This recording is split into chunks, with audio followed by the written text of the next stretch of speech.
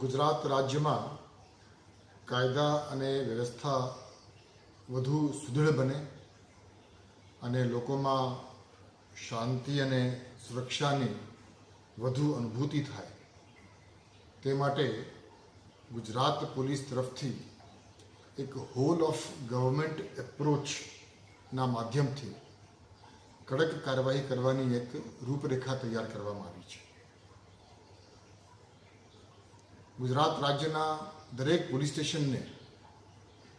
આજે વિડીયો કોન્ફરન્સના માધ્યમથી કે જે વિડીયો કોન્ફરન્સમાં તમામ પોલીસ કમિશનર, રેન્જ વડાઓ અને પોલીસ અધિક્ષકશ્રીઓ હાજર હતા,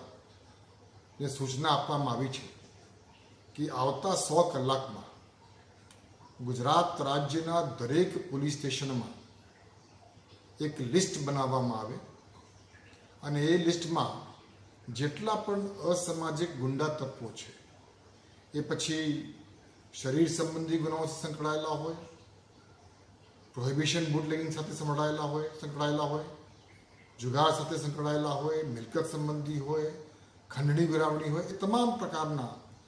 અસામાજિક કૃત્ય કરનાર વ્યક્તિઓની યાદી દરેક પોલીસ સ્ટેશનમાં આવતા 100 કલાકમાં તૈયાર કરવા માટે સૂચના દરેકને આપવામાં આવી છે. 100 કલાકની અંદર આ લિસ્ટ તૈયાર થઈ ગયા પછી એ તમામ લોકો વિરુદ્ધમાં હોલ ઓફ ગવર્મેન્ટ એપ્રોચથી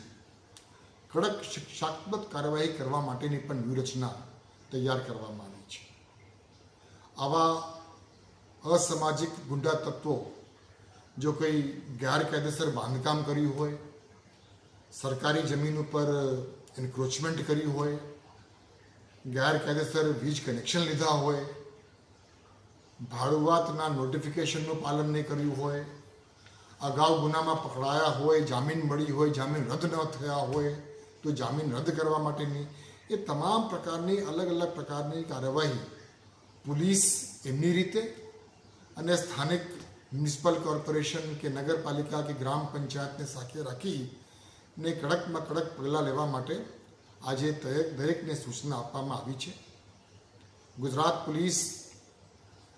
કોઈપણ અસામાજિક કૃત્યને ખૂબ ગંભીરતાથી લે છે અને ખાસ કરીને એવા પ્રકારના બનાવો જ્યારે બની જાય છે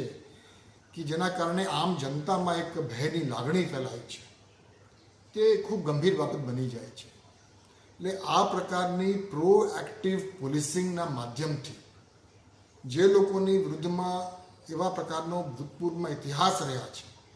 એ તમામ લોકોને શોધીને એનો ડોસિયર તૈયાર કરી અને એના વિરુદ્ધમાં તાત્કાલિક શિક્ષાત્મક કાર્યવાહી કરવા માટેની સૂચના આજ રોજ વિડીયો કોન્ફરન્સના માધ્યમથી દરેક પોલીસ કમિશનર, દરેક રેન્જ વડા અને દરેક પોલીસ અધિક્ષકશ્રીઓને સૂચના આપવામાં આવી છે.